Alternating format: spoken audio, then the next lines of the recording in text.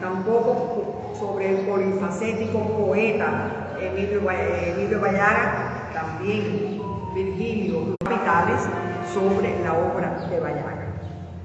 Bueno, yo titulé este texto a 70 años de la muerte de un poeta que cultivó también la prosa.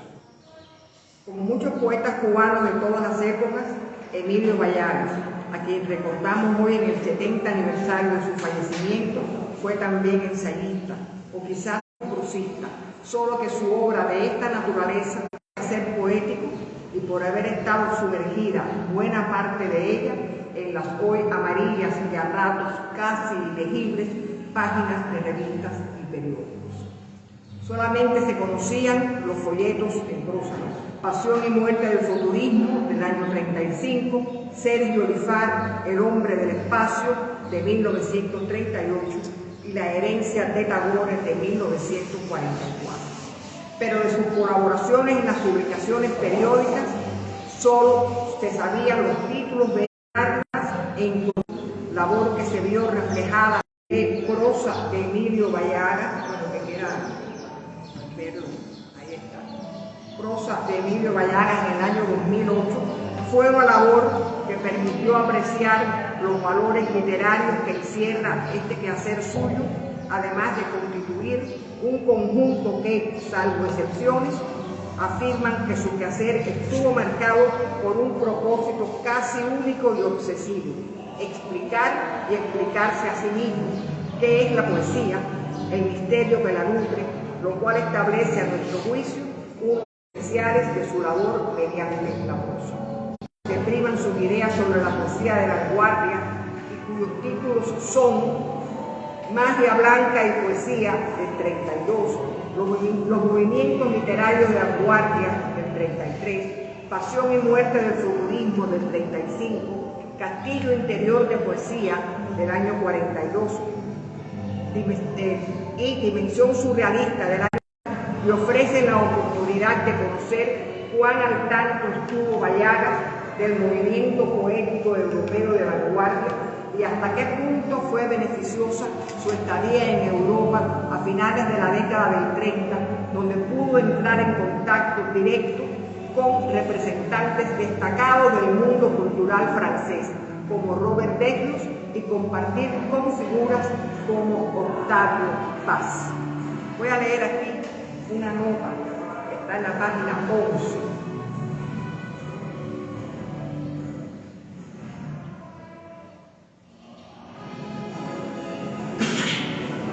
Durante la estancia de Bayaga en París, visitó a Desnos en compañía de Octavio Paz. Entonces, Emilio, en carta dirigida a Manuel de Zayas, de fecha 10 de diciembre de 1937, le dice, cito: hace varias noches estuve en casa de Robert Desnos. Es una casa en la que se respira la abundancia y la comodidad sin llegar a ser una casa rica. Desnos acostumbra a recibir un día de la semana a todos sus amigos y junta ese día en su casa a los más serios y a los más extravagantes, como para enseñarles a no asombrarse los unos de los otros. Bien, esa noche que yo fui con el poeta Octavio Paz de México, nos obsequió ampliamente hasta con discos de Cuba que escuchamos encantados.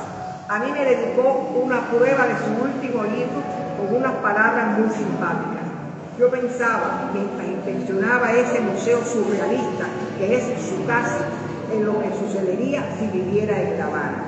Acusado político, en Magia Blanca en el aire, cómo inventar poetas de todos los tiempos, cuando lo son de la belleza de sus creaciones, por la calidad del vocabulario, por la riqueza íntima que nada tiene de común con la exuberancia.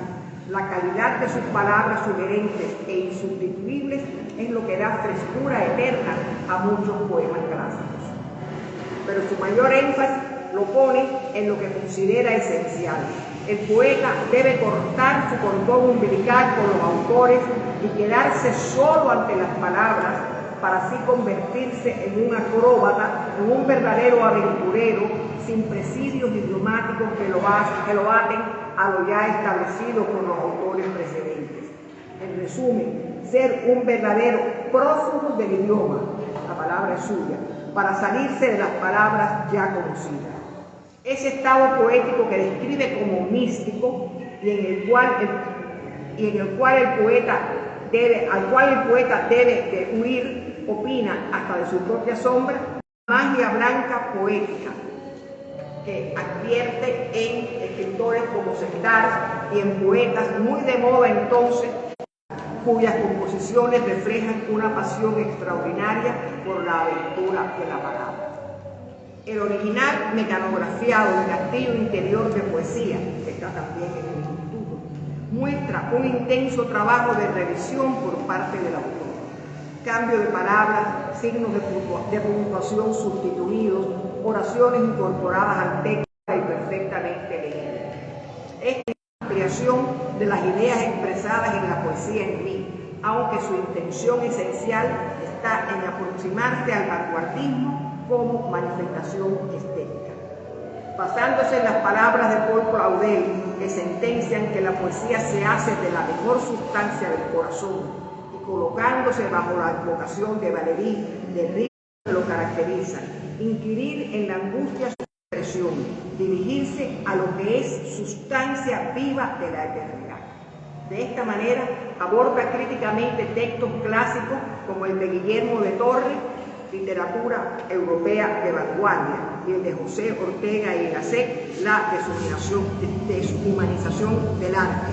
Cito, por tantos motivos refutables, opina, a despecho de la sagacidad crítica y la pulcritud filosófica del autor. Fin de la cita.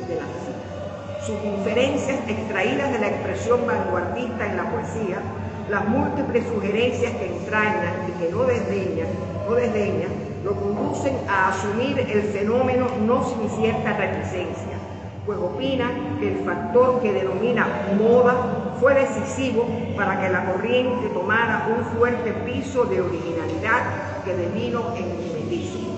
Por eso es que, tras sus numerosas consideraciones acerca de esta tendencia, concluye expresando que, cito, que sí, la salvación del hombre está en el espíritu, la salvación de la poesía también, fin de la cita, con lo que vuelve a retomar las ideas expresadas en su programático texto La poesía negra. Sus estudios sobre la poesía negra es sustancial a su asociación del año 35. También poesía negra liberada, que data del año 37, poesía negra española del año 41. Poesía afroamericana y Poda y Espiga de lo Negro, ambos de 1946, y que constituye este último el prólogo a su mapa de la poesía negra americana, y por último poesía afrocubana del año 1951. Su interés por ese tema vino a él casi desde los albores de su iniciación poética y había quedado reflejado en su cuaderno de poesía negra.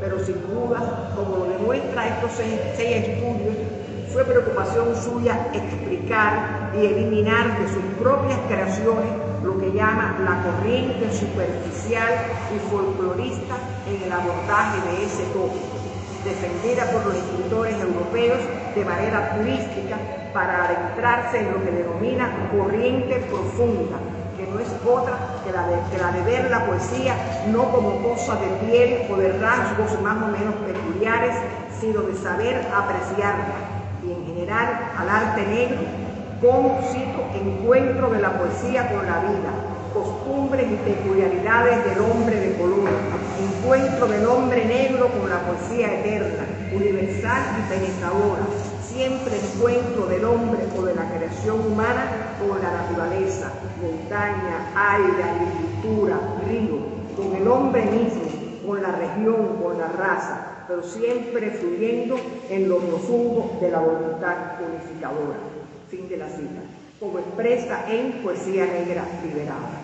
En los estudios dedicados a esta plataforma bioestética tan en boga en ese momento, que se intensificaron tanto nacional como internacionalmente, sobre todo después de la publicación en 1930 de Motivos de Sol de Nicolás Guillén, libro y poeta que elogian en su justa relevancia en muchos de estos ensayos, Bayaga se sumerge en aproximaciones históricas al tema negro como personaje literario desde Salvador Colomón, Espejo de Paciencia, y ya avanzando en el tiempo hasta llegar a autores más contemporáneos, tanto cubanos como latinoamericanos. Otro aspecto que destaca dentro de este tema es el del carácter mestizo que ha adquirido la llamada poesía negra, debido precisamente a los entrecruzamientos raciales entre blancos y negros, y evalúa como de muy positiva esa mezcla que ha producido lo que llama la mulatez literaria, de tan provechosas ganancias para nuestra literatura. Lo que he denominado otros ámbitos ensayísticos de Emilio Bayaga constituye una muestra de que la curiosidad intelectual del poeta se ensancha mediante tres ensayos que abordan respectivamente las figuras de Tagore, Ronsard y Hopkins, pues estaba persuadido de la necesidad de dialogar no solamente con la cultura cubana, sino con la universal. La herencia viva de Tagore del año 41 fue escrito tras la muerte del escritor hindú ocurrida ese mismo año, y es una muestra más del interés que su obra había despertado entre los intelectuales cubanos de aquel momento. Publicado por Ediciones Clavileño, auspiciada por la revista de igual nombre y de la cual Bayagas fue miembro de su consejo editorial, junto con Silvio Vitier, Eliseo Diego y Fina García Marrús, entre otros. El ensayo es la revelación a medias, dice, de mi herencia de Tagore, el mensaje especial que él trajo para mí, fin de la cita. Y bajo este presupuesto va exponiendo el legado que el escritor le ha dejado, tales como, entre otros, el amor del lenguaje de la forma, de lo que no es propiamente humano, nubes, ríos, instantes de la naturaleza, y la comprensión de un drama que está en todas las mitologías como expresión de la alianza del hombre con Dios. Ronsard, ni más ni menos, del año 51, es un acercamiento a este poeta y humanista francés, el encanto delicado que hicieron de él un verdadero fundador. De Bayaga se preocupó por renovar la inspiración y la forma de la poesía de su país natal, por ser el primer trabajador del verso, línea que siguen otros poetas que le sucedieron en el tiempo, como Teófilo Gautier, Charles Baudelaire, Stéphane Mallarmé y su siempre preferido Paul Valéry. El ensayo incluye varios de los poemas más célebres de este autor, a Cassandra, Amores de María, a Elena, entre otros, algunos de los cuales tradujo el propio Bayagas. Impulso y señorío en la poesía de Gerard Manley Hopkins se mantuvo inédito hasta el año 1964, cuando Roberto Fernández Recamar, depositario del original que le había sido entregado por el propio Bayagas, lo dio a publicar a la revista Unión. Se trata de un estudio acerca de este poeta inglés de las postrimerías del siglo XIX, que según el propio Bayagas era mencionado en las antologías publicadas en ese país. ¿Por qué entonces le dedica este ensayo de considerable extensión? Creo que por tres razones fundamentales. En primer lugar, porque, lo dice el propio Bayagas, se expresó en un inglés puro y, como se sabe, para el autor de Nocturno y Elegía, el manejo del idioma era uno de los principales dones que debía de poseer todo poeta. En segundo lugar, por el lirismo moderno de que hace gala, y en tercero, por el tono trágico de su poesía, aspecto este último nada consustancial a la poética bayariana, pero que al parecer dejó profunda impresión en él. Aunque sin tener la certeza de que este trabajo haya sido uno de los últimos que escribió, se advierte en él lo que, sin dejar de estar presente en los anteriores, ahora adquiere connotaciones especiales, pues se trata de un ensayo verdaderamente creador y donde se confirma que Bayagas estaba decidido a escribir sobre los problemas en que él mismo se debatía en tanto escritor, tratando de encontrar desde la sensibilidad que advierte en otros su propio destino lírico. En estas páginas encontramos además a partir de sus disquisiciones sobre el poeta inglés, una suerte de redefinición del mundo de la creación, que aunque nunca lo hace explícito, lo evoca a partir del procedimiento de la elipsis en varias de sus estrategias discursivas, lograda con una voluntad de estilo ágil y poético a la vez, sin esfuerzos preciosistas.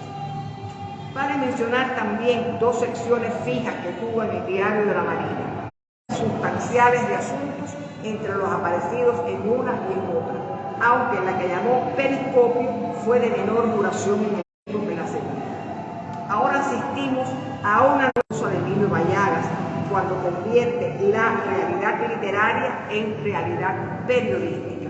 De Periscopio menciono solamente dos trabajos, Del nombre y el hombre, en dos partes, dedicado a comentar, entre otros temas más o menos afines, acerca del respeto que debe haber hacia el artista y de cómo se salva cierta obra que le sirvió de orientación desde su primera lectura.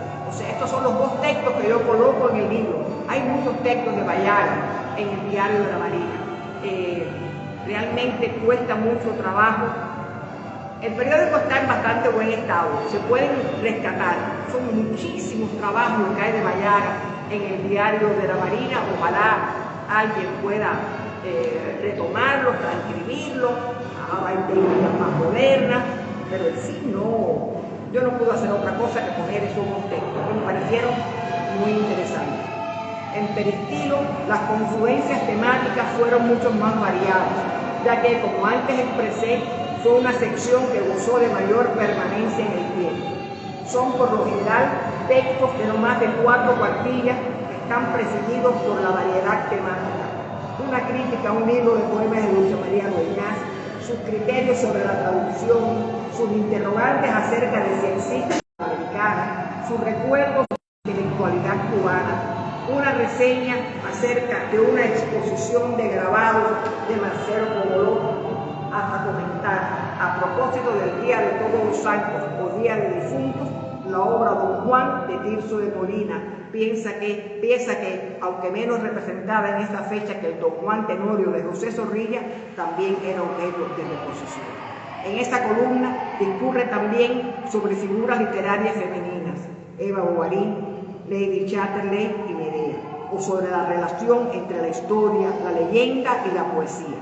Con él compartieron la página cultural de este periódico otros reconocidos intelectuales, tales como José María Chacón y Calvo, Jorge Mañach, con su famosa glosa, Juan J. Remy, Gastón Vaquero y otros muchos nombres relevantes de nuestra cultura. Señores, nuestra prensa está casi intocada. Lo que hay en estos periódicos, no solamente en el Diario de la Marina, en otras publicaciones, es un manantial inagotable. Lo que pasa es que no hay fuerzas, pero más que no hay fuerzas, no hay personas interesadas en eso. No hay quien se siente como nos hemos sentado algunos de nosotros a hacer prácticamente un libro copiando de la prensa. Como yo hice, por ejemplo, Severo Sarduy, que fue hecho así, tomado literalmente y con esta manito, transcrito a lápiz y después pasado a la computadora. Ya eso me parece que no se da mucho. Se da entre los viejos. Aquí está Ricardo, que también lo hace, pero es entre los viejos. Los jóvenes no están interesados en sumergirse en un periódico. Al menos la mayoría, ¿no? En lo que denomino notas críticas, aprecio sus comentarios centrados en poetas, la mayoría cubanos.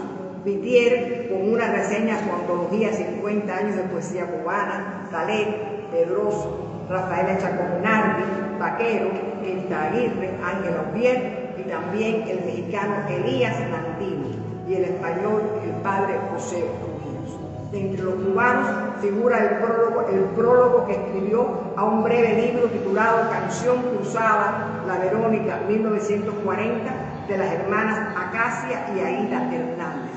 No sé quiénes son, lo confieso. Sobre el cual es preciso llamar la atención, pues una vez más Bayagas enfatiza, acaso ahora con idea mucho más aguda, acerca de la visión del poeta y de la poesía misma. Dice Bayagas: descubrir la belleza, cazarla en pleno vuelo, ¿No es ya bastante? Ese mismo estado de anotador de una belleza superior a sí mismo determina la rica lección de humildad que recibe el poeta, la de no ser un creador, sino descubridor de prodigios que se ocultan más allá de la naturaleza sensible, en la raíz misma de la vida y del cosmos, en el misterio que solo se nos entrega por la revelación. Los poetas tienen, dice él, una misión doble. Primero, desesperarse, que no quiere decir perder la esperanza, sino buscarla en cada mente. Después, decirle a los demás en la lengua inefable del canto lo que los demás no ven, ni oyen, ni apenas comprenden. Y esto, consolémonos, viene a ser como la creación misma, como desplegar un cielo allí donde no lo había. Estos comentarios de Bayaga están asentados en su personal opinión acerca de lo que debía ser el ejercicio del criterio. La crítica, había dicho de las formas del agua de Peristilo, es sobre todo vigilancia, austeridad y exigencia, son sus palabras. Y bajo este discernimiento cumplió con el propósito de enjuiciar la obra de muchos de sus contemporáneos. En lo que llamo sobre otras manifestaciones artísticas encontramos dos expresiones: el ballet, Sergio Di Fari, El hombre del espacio, y la pintura, el drama de Georges Dual, de la década del 60, invitado por motor del ballet neoclásico, llegó a ser entre 1929 y coreógrafo de la Ópera de París. Este es otro disfrutar a plenitud, pues en él, aunque establece una especie de contrapunto entre la labor del crítico y el baile que juzga, en sus consideraciones, sin apartarse de esos propósitos, va tejiendo un conjunto de ideas irónicas a veces en torno precisamente al papel del crítico y de la crítica, al margen ya de la manifestación artística que comenta. Véase este segmento, dice Bayaga: sin proponérmelo, he puesto frente a frente crítica y baile. La crítica es arquitectura sin música y desde luego sin silencio, arquitectura congelada, parálisis del cáncer, ya que el pájaro dejaría de cantar si tuviera que explicar el canto.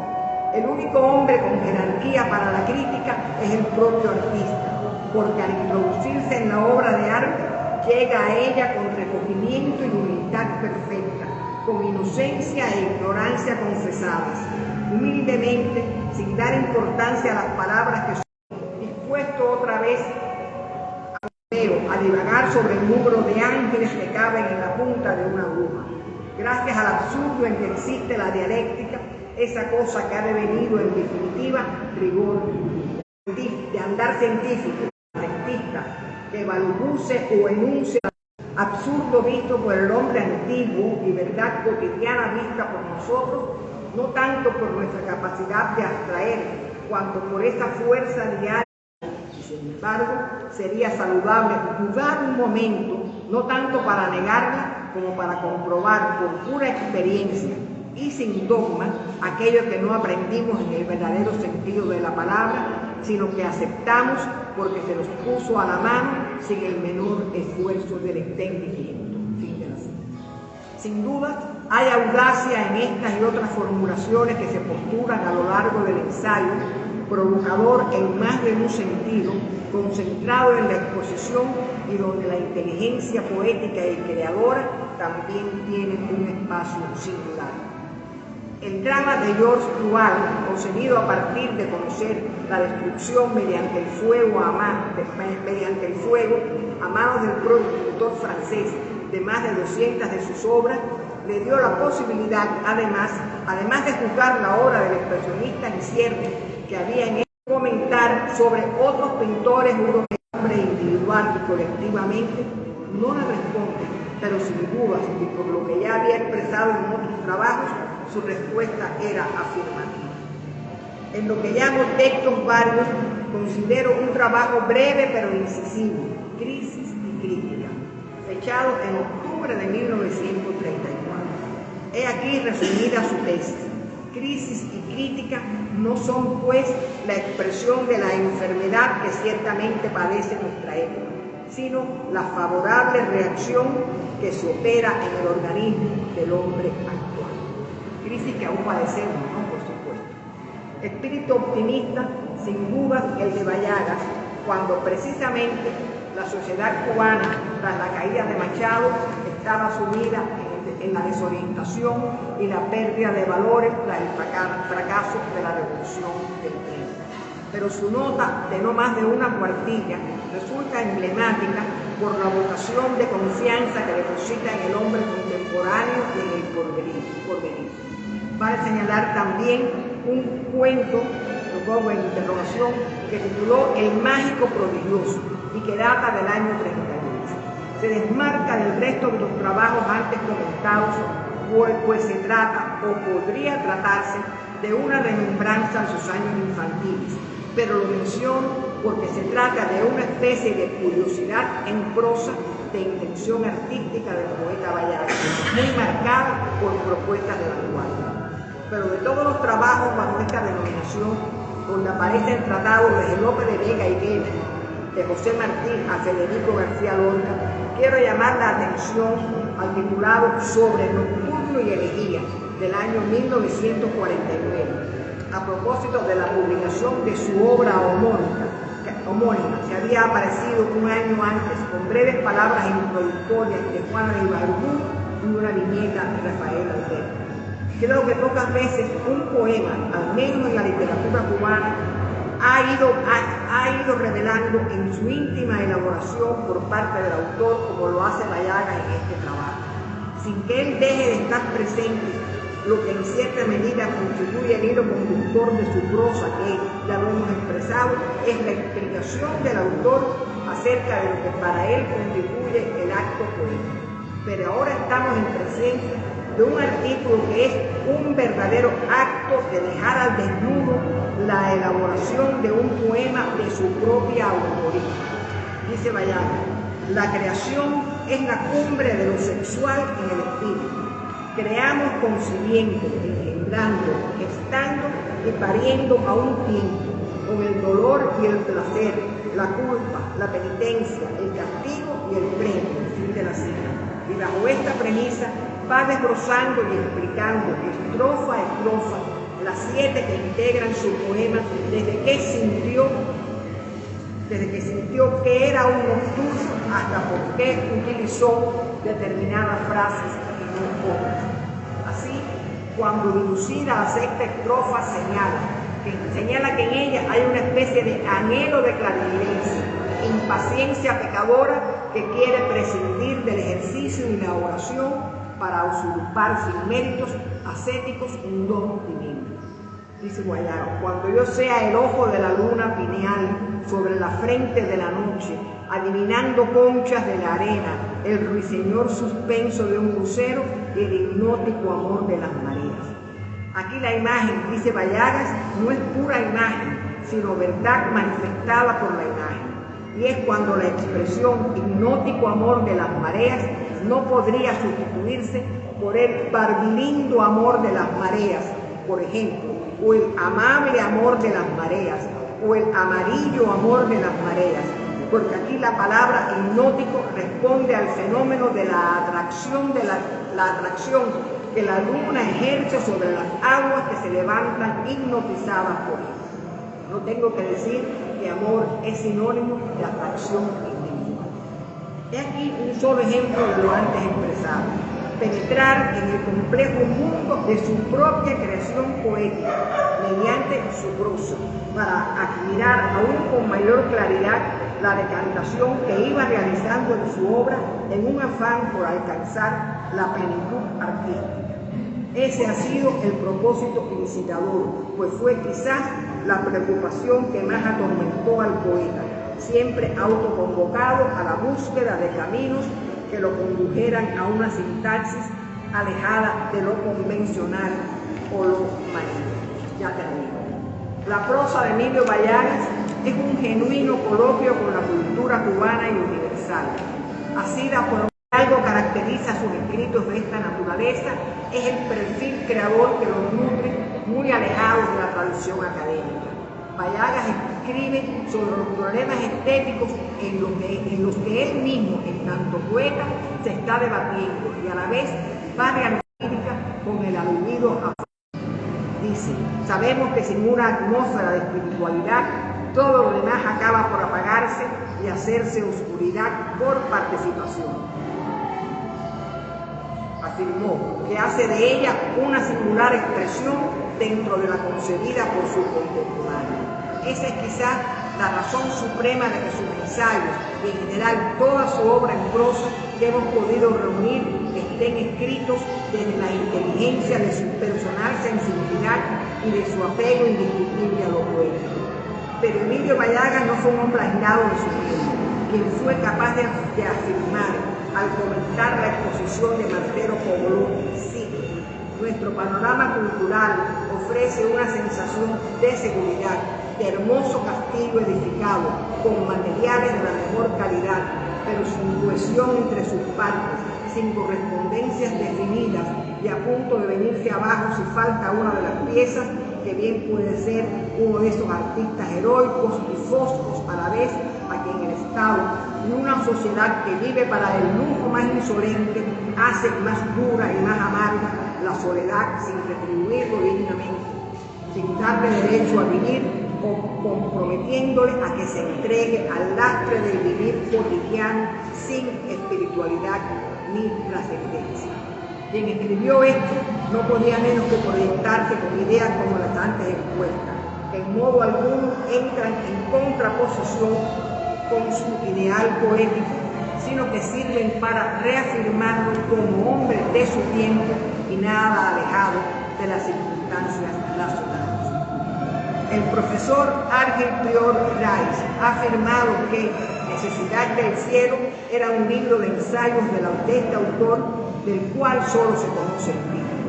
El escueto dato tiene un singular interés, pues al menos deja constancia de que el poeta tuvo la voluntad en algún momento de su corta vida o bien de escribir una obra de ese carácter o bien de recopilar los trabajos que de dicha naturaleza habían aparecido.